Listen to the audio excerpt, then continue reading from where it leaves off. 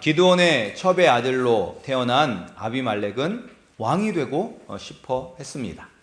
그리고 그는 하나님이 기뻐하지 않는 방법을 사용하여 왕이 되었지만 결국 비참한 최후를 맞이하게 됩니다. 그 후에 이사갈 지파의 돌라가 23년 동안, 그리고 길르앗 사람 야일이 22년 동안 이스라엘의 사사가 되었습니다. 이제 이 다음에 어떤 이야기가 나올지 이제 아시겠죠?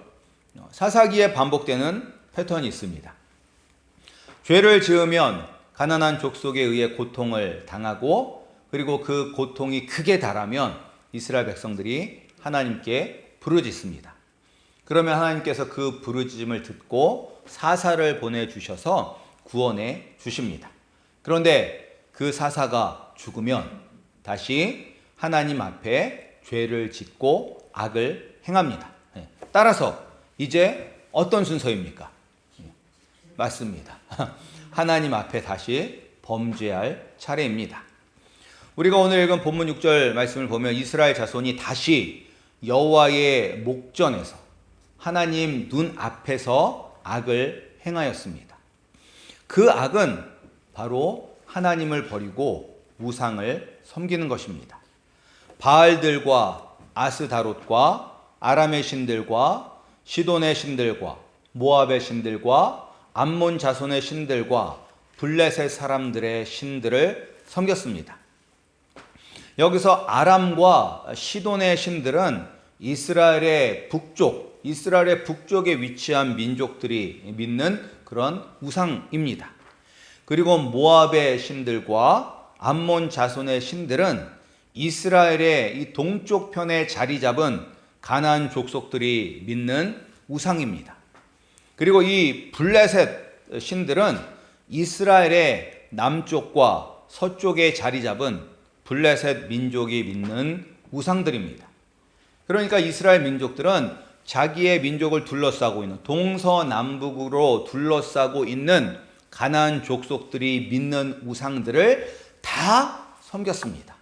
하나만 섬긴 게 아니라 각 민족들이 섬기는 그 우상들을 다 섬겼습니다. 근데 이스라엘은 하나님만 섬기도록 부르심을 받았습니다. 모세를 통하여 이집트에서 해방되고 광야 40년 동안 신앙 교육을 받고 여호수아의 인도 아래 하나님이 주시겠다 약속한 그 약속의 땅, 가나안 땅을 정복하면서 계속해서 하나님께서 반복적으로 이스라엘 백성들에게 주신 말씀이 가나안 족속들이 믿는 우상을 따르지 말고 섬기지 말라는 것입니다. 그럼에도 불구하고 이스라엘 백성들은 끊임없이 자신들의 주변에 사는 민족들의 헛된 우상을 섬겼습니다. 왜 그럴까요? 첫 번째로 그것은 남의 떡이 더 좋아 보이기 때문입니다. 이제 우리도 똑같은 물건을 갖고 있어도 내 거보다는 남이 갖고 있는 게 더 좋아 보입니다. 이스라엘 주변 민족들이 믿는 우상들의 이름이 다 달라도 그들의 믿는 신들은 결국은 바알과 아스다로, 이 아세라로 귀결이 됩니다. 이름은 다르지만 다 본질적으로 같은 신이에요. 바알은 폭풍과 구름의 신으로, 풍요의 신으로 여겨졌습니다. 그리고 아스다롯 또는 아세라고도 불리는 이 여신은 바알의 어머니예요. 바알을 낳은 어머니인 동시에 바알의 아내입니다. 이 아세라도 바다의 여신으로, 땅의 여신으로, 그리고 풍요의 신과 다산의 여신으로 불렸습니다. 근데 이 당시 이스라엘 민족들은 이제 아브라함과 이삭과 야곱처럼 이렇게 정처 없이 떠돌아다니는 유목민이 아니라 이제 약속의 땅 가나안 땅에 정착하면서 살았어요. 그래서 그들의 주된 산업은 농경과 목축이 그들의 주된 산업이 되었습니다. 그래서 이들에게, 이 농업을 하는 이들에게 가장 중요한 것은 비예요. 날씨예요. 날씨. 비예요. 비. 이 팔레스틴 지역은 특별히 건기와 우기로 나누어져 있기 때문에 농사를 짓기 위해서 씨를 뿌릴 때 내려야 하는 이른 비와 그리고 농작물이 무럭무럭 자랄 때 필요한 늦은 비가 이게 정확히 내려야지만 농사를 잘 지을 수 있는 그런 환경 가운데 살았습니다. 따라서 비를 주관하는 신이 바알이라고 주변의 모든 민족들이 생각하고 섬기는 것이 너무나 좋아 보였기 때문에 그들도 우상을 섬겼던 것입니다. 주변 다른 민족들이 다 바알과 아스다롯을 섬기기 때문에 우리도 그렇게 해야지만 풍요롭게 살 수 있다 생각했기 때문입니다. 그리고 두 번째로 주변 민족들이 다 우상을 섬겼기 때문에 우리도 우상을 섬겨야 된다는 압박감도 있었을 것입니다. 많은 믿음이 좋은 청년들이 이제 어디 가서 이 신앙생활 하는 것에 어려움을 느끼게 되냐면 이제 직장에 들어갔을 때야 비로소 신앙생활이 말처럼 쉽지 않다라는 것을 느끼게 됩니다. 특별히 주변에 있는 사람들이 다 믿지 않는 사람들과 함께 일을 해야 될 때, 자신은 믿음을 지키면서 살고 싶은데 직장의 문화가 말씀과 맞지 않을 때, 지금은 예전보다 나아졌다고 하지만 예전에는 회식이라고 해서 술 먹고 1차, 2차 가서 흥청만청 그런 것들이 많잖아요. 그런데 이제 믿음이 가진 사람은 그런 자리에 있는 것이 너무나 불편할 수밖에 없습니다. 예. 그래서 거기서 나는 이런 데 참여하지 않습니다 라고 말하는 것도 엄청난 용기가 필요하죠. 예. 왜냐하면 그렇게 얘기하면 찍히기 때문에 그것이 두려워서 어쩔 수 없이 마음에 내키지는 않지만 따라가는 그러한 경우도 있습니다. 근데 지금 이스라엘이 이런 경우가 아닐까요? 동서남북 모든 나라들이 다 바알과 아스다솥을 신으로 섬기고 있기 때문에 우리도 그래야지만 이 주변 나라들과 문제없이 어울리며 풍요롭게 살 수 있다고 생각하지는 않았을까요? 그리고 마지막으로 이 이방 민족들이 믿는 우상 숭배에는 육신의 즐거움이 있습니다. 바알과 아스다롯의 신전에는 제사장들이 있는데 이 제사장들이 남창과 창녀들이었어요. 이들과 육체적 관계를 맺는 것이 바알과 아스다롯을 기쁘게 하여 풍요로운 삶을 살 수 있다라고 이 주변에 있는 민족들은 믿었어요. 그런데 대낮에 맨정신으로 여러 명이 모여서 육체적인 관계를 맺는 것이 쉽지는 않았겠죠. 그래서 수치심과 두려움을 이기기 위해서 오늘날 마약과 같은 환각제를 사용했다고 그렇게 전해져 내려오고 있습니다. 그러니까 마약 같은 환각제를 복용하고 거기서 남자와 여자가 어울려서 육체적인 관계를 맺으니까 이게 얼마나 많은 사람들에게 유혹이 되겠습니까? 이런 육체적인 환락이 펼쳐지는 곳이 바로 바알과 아스다롯의 신전에서 일어난 것입니다. 그래서 성경에서 언제 처음 이 우상인 바알에게 제사를 드리는 것이 어디에 처음 나왔냐면 민수기 25장에 처음 나옵니다. 이스라엘 백성들이 광야 40년 동안의 방황을 마치고 요단강 동편에 있던 아모리 왕 시온과 옥을 이기고 그 땅을 차지했습니다. 근데 그리고 이제 그들이 십담이라는 곳에 머물러 있을 때에 이스라엘의 남자들이 모압 여자들과 음란한 짓을 했는데 언제 했냐면 모압 여자들이 자신들의 신 바알에게 제사할 때 남자들을 청하여 함께 먹고 바알에게 절할 때였습니다. 이처럼 이 우상을 섬기는 데에는 육체적인 즐거움이 있었기 때문에 이들이 하나님을 버리고 우상을 섬겼던 것입니다. 그런데 주변 민족을 따라서 우상을 섬긴 이스라엘은 자신들이 원하는 대로 더 부강해지고 더 풍요로웠을까요? 그렇지 않다는 것을 우리는 말씀을 통해서 알 수 있습니다. 블레셋과 암몬 자손들에게 18년 동안이나 괴롭힘을 당했습니다. 근데 처음에는 주로 요단강 동편에 있는 루벤 지파, 갓 지파, 그리고 므낫세 지파의 절반이 고통을 당했는데, 이제 이번에는 이제 암몬 자손들이 요단강을 건너서 유다와 베냐민과 에브라임 족속까지도 고통을 주고 있습니다. 그래서 지금까지 사사기에서 나왔던 그런 상황 가운데서는 가장 많은 이스라엘의 지파들이 고통을 당하고 있습니다. 그런데 이것은 당연한 결과입니다. 당연한 결과예요. 이스라엘 백성들은 절대로 우상을 섬김으로 행복하고 번성할 수 없습니다. 절대로. 그 이유는 이스라엘은 하나님께서 선택한 백성이기 때문입니다. 그들은 가나안 족속과 구별되는 사람들이에요. 하나님의 사람들은 절대로 세상과 섞여서 행복할 수 없습니다. 요한복음 15장 18절 19절에서 예수님께서 말씀하십니다. 세상이 너희를 미워하면 너희보다 먼저 나를 미워한 줄을 알라. 너희가 세상에 속하였으면 세상이 자기의 것을 사랑할 것이나 너희는 세상에 속한 자가 아니요 도리요 내가 너희를 세상에서 택하였기 때문에 세상이 너희를 미워하느니라. 아멘. 우리는 예수님의 보혈로 구원받은 사람이기 때문에 세상의 것으로 절대 행복하거나 즐거울 수 없습니다. 우리가 아무리 세상의 것을 쫓아가도 세상은 우리를 미워합니다. 우리는 하나님께서 이 세상을 만들기 전부터 하나님의 백성, 하나님의 자녀로 삼아 주셨습니다. 그리고 예수 그리스도 안에 속하지 못한 사람들은 에베소서 말씀에 의하면 본질상 진노의 자녀들입니다.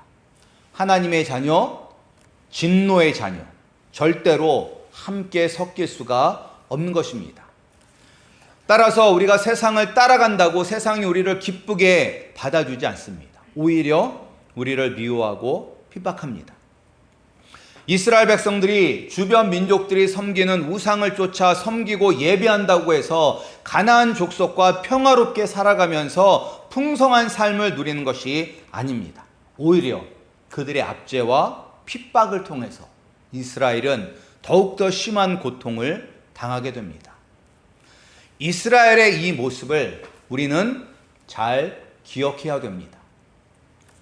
세상이 우리를 행복하게 만들어 줄 것처럼 유혹하고 우리가 세상을 쫓아가면 더 번성하고 풍요롭게 만들어 줄 것처럼 약속하지만 절대 세상은 우리를 행복하게 만들지 않습니다. 우리에게 풍요와 번영을 약속하지도 않습니다. 우리가 예수 그리스도 안에 속한 성도라면 세상은 우리를 미워하고 우리에게 고통을 줄 뿐입니다.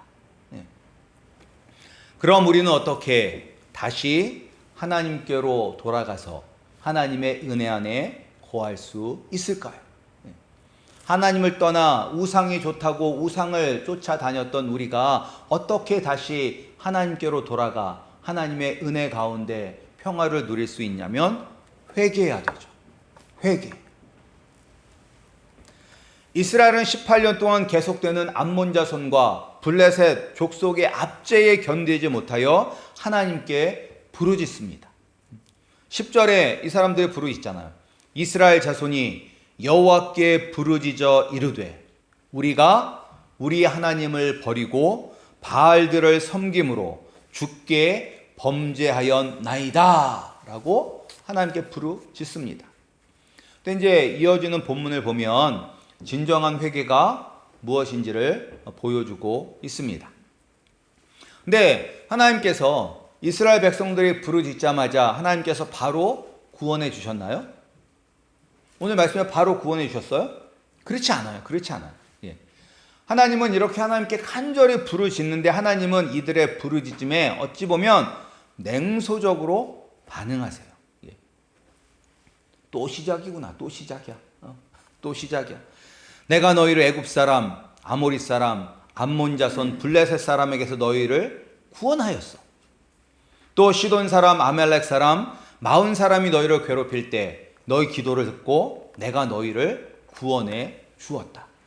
그런데 너희가 나를 버리고 다른 신들 헛된 우상을 섬겼으니 내가 다시는 너희를 구원하지 않겠다.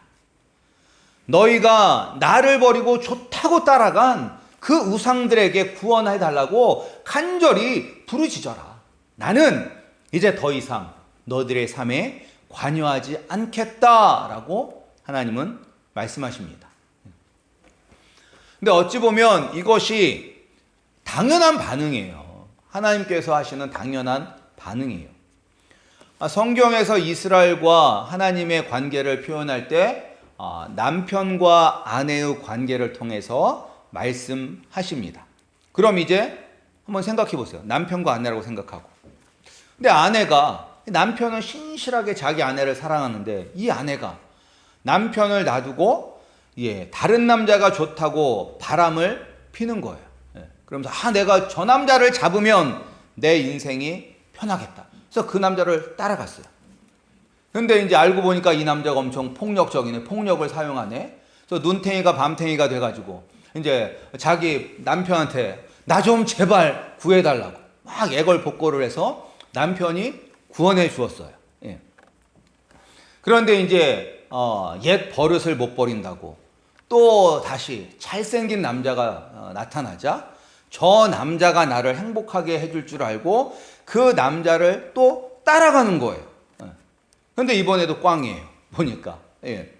그래서 또다시 남편에게 구해달라고 애걸복권을 해서 다시 구원해 주었는데 아니 이 여자가 또 바람을 피네.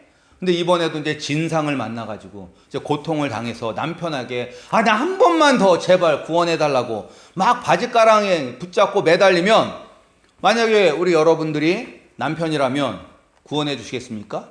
다시 도와주겠습니까? 아니죠. 바이바이. 우리는 이제 남남이야. 알아서 해. 네가 좋아하는 저 남자 따라가서 행복하게 살기를 바래. 이렇게 하면서 이제 그 관계를 끝나겠죠. 근데 지금도 이제 하나님도 이제 나 정말로 나 지쳤다. 그렇게 내가 사랑하고 좋아하는 그 우상들에게 구원해 달라고 부르짖어라. 나는 더 이상 내 일에 손 떼겠다.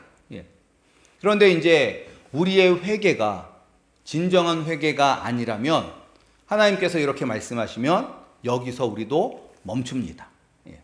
그러나 이스라엘 백성들은 하나님 외에는 자신들을 구원해 줄 참 신이 없다는 것을 알기에 그럼에도 불구하고 더욱더 하나님께 부르짖습니다.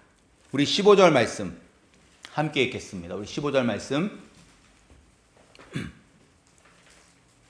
15절 말씀 함께 읽겠습니다. 시작. 이스라엘 자손이 여호와께 여쭈되 우리가 범죄하여 싸우니 주께서 보시기에 좋은 대로 우리에게 행하시려니와 오직 주께 구하옵나니 오늘 우리를 건져내옵소서 하고. 하나님, 우리가 하나님 앞에서 악을 행하고 죄를 지었던 것 맞습니다. 하나님께서 우리에게 어떤 벌을 내리셔도 변명할 수 없는 그런 죄를 우리는 지었습니다. 하나님께서 어떤 벌을 내게 내리시든 내가 다 받겠습니다. 오직 우리를 이 환난과 고통에서 건져 주실 분은 살아계신 이스라엘 하나님 여호와신 우리를 구원하여 주시옵소서라고 하나님께 간절히 회개하며 나갔습니다. 그리고 이들이 말로만 회개한 것이 아닙니다. 자신들이 진정한 회개를 했다는 것을 행동으로 보여주고 있어요. 우리 16절 말씀도 함께 읽겠습니다. 우리 16절 말씀입니다. 시작.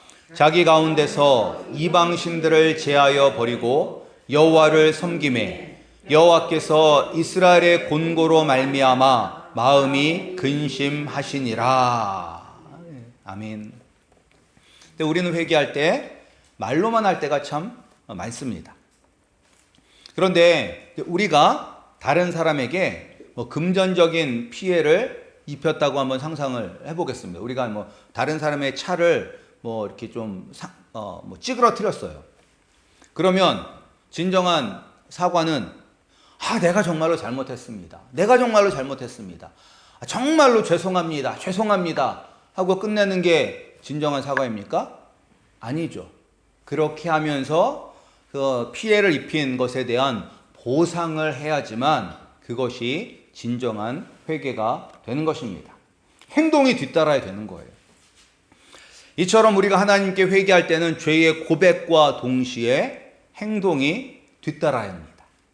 이스라엘은 자신들의 죄를 인정하고 고백했어요. 그리고 우상을 버리고 하나님께 다시 예배하는 행동을 보여주었습니다. 바라기는 우리 브라이드 한인 장로 교회 가운데서도 진정한 회개가 매 순간마다 나타나기를 소원합니다. 물론 우리가 하나님의 은혜로 하나님의 자녀가 되었고 죄의 권세에서 해방되었지만 여전히 우리는 세상의 헛된 우상을 순간순간 쫓아 살아갈 때가 있습니다. 또 그 순간에는 헛된 우상들이, 세상의 헛된 것들이 우리를 행복하게 만들어 줄 것이라고 착각할 때도 있습니다. 그러나 세상의 것들은 순간적인 즐거움은 누릴 수 있으나 결국 우리에게 돌아온 것은 하나님과의 관계가 멀어져 공허함과 영적인 피폐함을 경험하게 될 뿐입니다. 따라서 우리가 매 순간마다 영적으로 깨어나서 헛된 우상을 쫓았던 나의 죄를 고백하시고 그 우상을 버리고 다시 하나님께로 돌아와 신령과 진정으로 예배하시는 우리 성도님들이 되시기를 소원합니다. 하나님의 은혜를 회복하기 위해서는 진정한 회개, 죄에서 돌아서서 예수님께로 나가야 합니다. 하지만 회개가 하나님의 은혜를 받는데 꼭 필요하지만 하나님께서 우리를 구원하시는데 회개가 절대적인 근거, 원인이 되지는 않습니다. 우리가 구원받기 위해서는 회개가 필요한데 회개 때문에 우리를 구원해 주시는 것은 아닙니다. 우리의 구원은 전적인 하나님의 은혜이고 나를 위하여 흘리신 예수 그리스도의 보혈에 기인합니다. 오늘 우리가 본문을 통해서 하나님을 떠난 백성이 겪는 고통을 알고 그 고통에서 벗어나는 구원을 얻기 위해서는 하나님께 진정한 회개를 드려야 한다는 것을 아는 것도 중요하지만 하나님께서 우리를 또한 얼마나 사랑하고 계신다는 것도 알아야 합니다. 우리가 방금 읽었던 16절 마지막에 이렇게 나와 있잖아요. 여호와께서 이스라엘의 곤고로 말미암아 마음에 근심하시니라. 하나님께서 근심하고 계신다고 성경에서 기록하고 있어요. 왜 근심해요? 이스라엘 곤고 때문에. 가나안 족속들에게 이스라엘 백성들이 고통과 압제를 받는 것 때문에 근심하고 계세요. 근데 그 앞에서 뭐라고 말씀하셔요, 하나님? 이제 더 이상 이스라엘에 대하여 상관하지 않겠다. 그렇게 말씀하셨잖아요. 내가 너희를 구원해 주어도 가나안 족속의 우상이 좋다고 따라가니 어디 너희가 그렇게 좋아하는 우상에게 구원해 달라고 부르짖어라. 나는 더 이상 너희를 돌아보지 않겠다 말씀하셨는데 이제는 남남인 이스라엘의 고통에 왜 이렇게 하나님께서 근심하시는 것일까요? 이게 다른 영어 번역에는 하나님께서 이스라엘의 고통에 대해 참을성이 없었다라고 번역하기도 돼요. 그러니까 이스라엘이 고통받는 것 때문에 하나님께서 그냥 안절부절하시면서 어쩔 줄을 몰라 하신다라고 이렇게 성경은 표현하고 있습니다. 그럼 이스라엘이 진정한 회개를 했기 때문에 그때부터 하나님께서 이스라엘 백성들이 고통받는 것에 아파하시고 안타까워하시고 애가 끓고 계시는 것일까요? 회개한 그 순간부터? 회개하기 전까지는 그냥 냉랭하게 하시다가 회개하는 그 순간부터 이렇게 근심하고 아파하시는 것일까요? 그것도 맞지만 우리 하나님은 우리가 범죄하는 그 순간에도 그리고 세상이 좋다고 세상이 우리를 행복하게 만들어 줄 것이라고 아둥바둥 사는 그때에도 애가 끓는 마음으로 안절부절하지 못하시고 우리를 생각하시고 우리를 도와주시려는 사랑의 하나님이십니다. 한 번 택하신 백성은 영원히 지켜주시고 보호해 주시는 아버지이십니다. 그러니까 소심하고 연약한 아들을 담대하게 키우기 위해서 죽어도 가기 싫다는 극기 훈련을 한 아버지가 억지로 엄하게 혼나면서 보냈습니다. 그러면 이 아버지가 그냥 소심하고 말도 안 듣고 저기에서 극기 훈련에 보내놓고 집에서 편안하게 두 다리 쭉 뻗고 룰루랄라하면서 보내실까요? 아니죠. 그냥 보냈지만 혹시 훈련받는 기간 내내 혹시 우리 아들이 다치면 어쩔까? 밥은 잘 먹고 있는지, 잠은 잘 자고 있는지 항상 생각하시는 그런 아버지의 마음이 바로 우리 하나님 아버지의 마음입니다. 이스라엘에게 고통을 주신 것도 하나님이십니다. 자신을 배신한 이스라엘이 괘씸해서 고생 한번 해봐라 라는 그러한 마음으로 고통을 허락하신 것이 아니라 자신의 연약함, 자신의 무능함, 세상을 의지하는 것이 얼마나 헛되고 헛된 것인 것을 알려주기 위한 하나님의 훈련입니다. 또 이런 훈련을 받게 하시면서도 그들이 겪는 아픔에 가슴 아파하시고 노심초사하시는 하나님 아버지십니다. 이렇게 우리를 사랑하시는 하나님께 우리가 지은 사소한 죄라도 진정으로 회개하고 아버지께로 돌아가시는 우리 성도님들이 되시기를 주님의 이름으로 축복합니다.